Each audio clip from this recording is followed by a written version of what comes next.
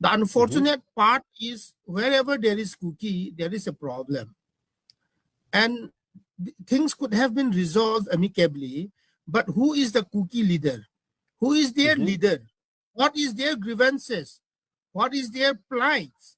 So if the Kukis in Litan have a problem with Litan, they could have come up and say, this is what we want, that is what we want. They could have come and solved locally and indigenously.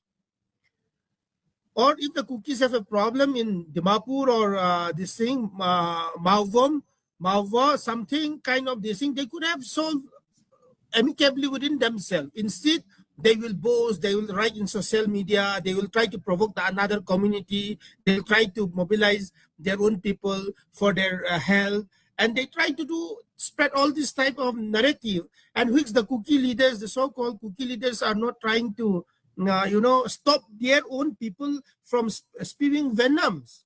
So who is the leader?